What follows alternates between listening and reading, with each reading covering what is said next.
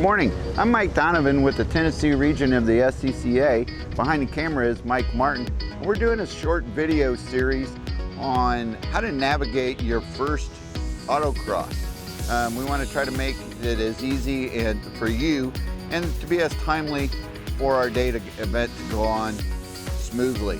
So the first step that we normally do is we go to the waiver. We're going to go to the waiver tent over here where you're going to sign a waiver. Let's walk over to the waiver tent and I'll show you what we do over here. At any event, the first thing that happens is whether you come into the lot or you come into the area that we're racing in, you're going to sign a waiver and get a wristband. And all you really have to do is come in, you're going to sign the form, print and sign your name on the form, and Jen here will give you a wristband. The next thing you do is you're going to go back to your car, as you're going to see in the video further on, and empty it out, get it ready, and head to tech.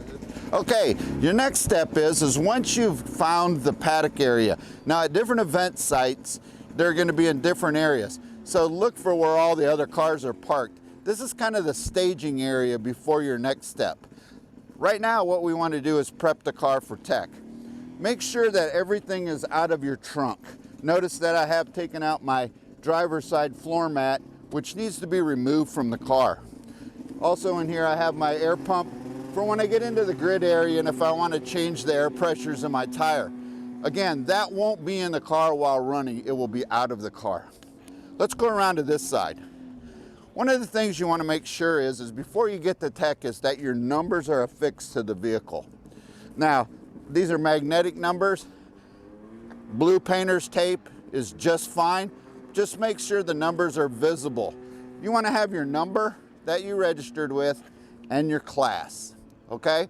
Also, if you are a novice, which means that you're here for the first few times or however many times you decide you're a novice, in front of the 5 here would be an N for novice. So this would be, if a novice would be N55 in the GS class, okay?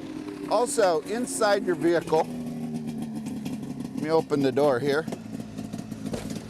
Make sure that everything inside the vehicle has been removed. Now you'll notice in the back of my car, all I have is my helmet. My helmet will be needed at tech because it will be also checked at that time. But make sure everything else is removed from your vehicle. We don't want anything flying around while you're making your runs. So our next step is we're going to go to registration. After you've unloaded your vehicle, removed all your items, we're going to go to registration and get registered for the event. Okay, so now that you've unloaded your car, you've prepped it for tech, you're going to come over here to the trailer where it says registration. You've signed up online for the event. Now you got to come and let everyone know you're actually here and ready to race. So let's go over here. If you are a non-SCCA member, in other words, you're not a member of the SCCA or the club, you will have to sign a weekend membership. And those weekend memberships are usually found here on the table. If you're a non-member, you'll take this form and you're going to give it to the registration official. Once you fill out your form, you'll complete that. If you are already an SCCA member, you'll just come to registration and one of the individuals here at the trailer will sign you in for the day. At that point in time, your car will now go to tech. You will take your vehicle and we'll have an individual will tech your vehicle and I'll show you that next step here.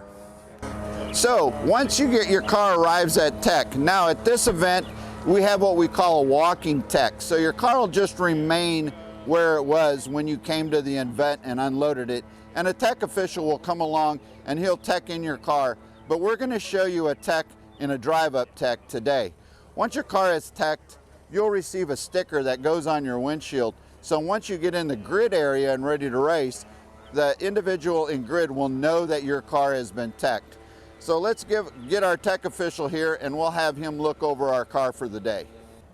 Okay, once you're in tech, make sure that your numbers and your class are affixed to the vehicle when you get to tech. Otherwise, the individual is not going to know what class you're in when they're teching your car. Also, if you do not know your class, please ask at registration. We'll be more than happy to help you class your vehicle. Logan's going to help us to detect the vehicle. And one of the things they start with is when you get here, you want to have your trunk open and your hood open, because he's going to go over and look in the front area. He's going to look for anything that looks loose. He's going to look for fluids. He's going to check belt, look at your belts. He's going to make sure everything looks affixed and ready to go. One of the next things he's going to do, now I'm going to open my trunk so Logan can see inside my trunk. He's going to make sure that there's nothing in here that's going to rattle around. Remember, we removed everything from the car.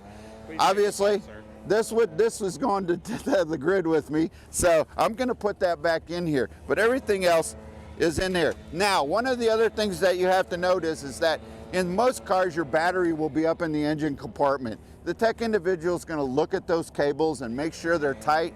In this vehicle, the battery happens to be affixed in a wheel well and bolted in there. So he's pretty well assured that it's in a good, safe area. The next thing he's going to do is he's going to come around to the side of the vehicle and he's going to check to make sure your wheels are tight, that they're on the vehicle, and that one of them's not going to come off and cause an issue. Tires look good? Tires look good.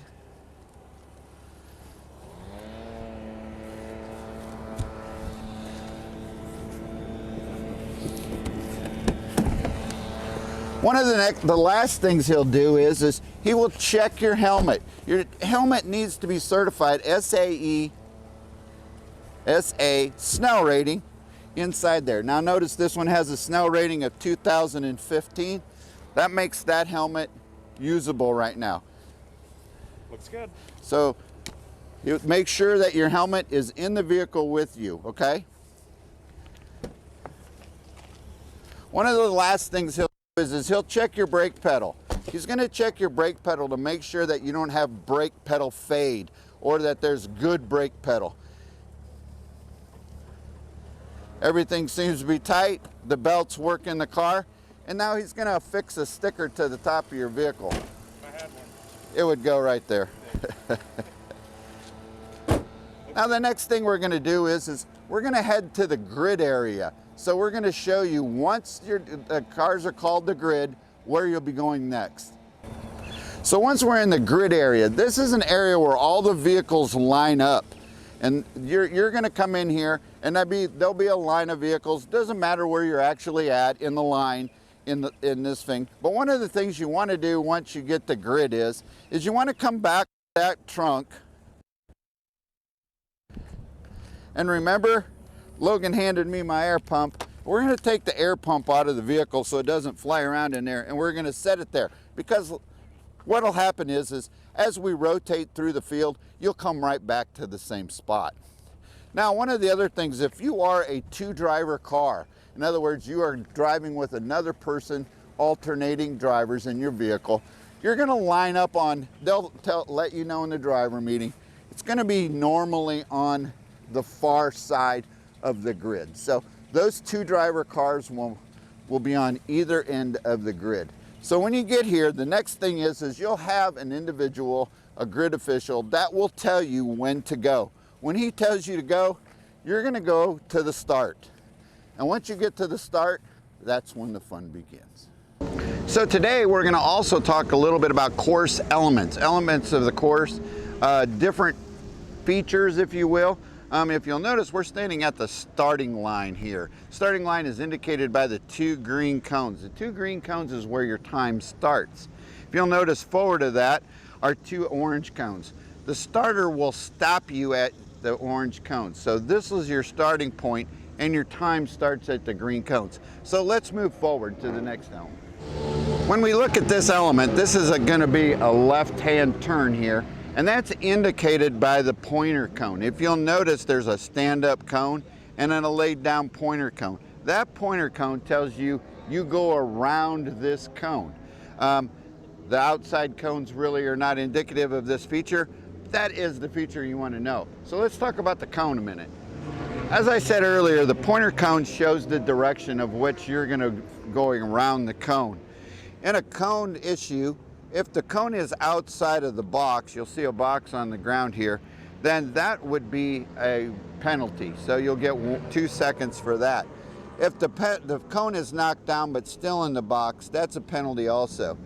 If the cone is moved but is still any portion of it in the box, flies up in the air, comes right back down, that is still good.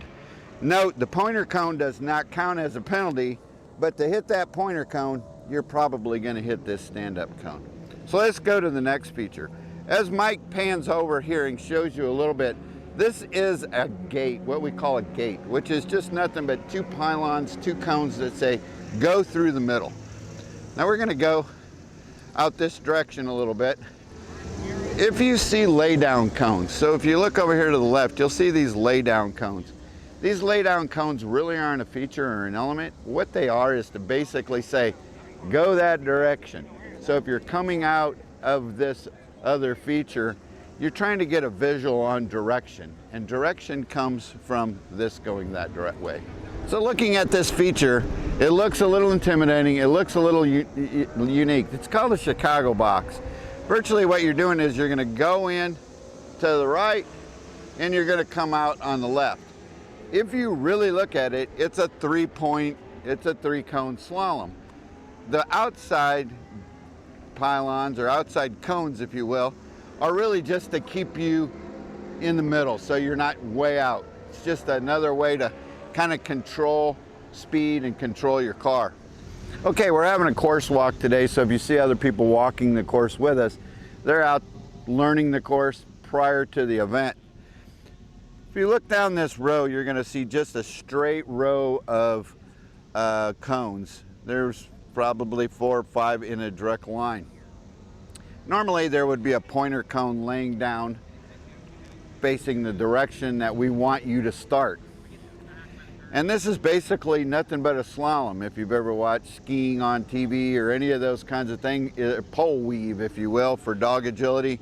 It's in and out of the cones to the other end.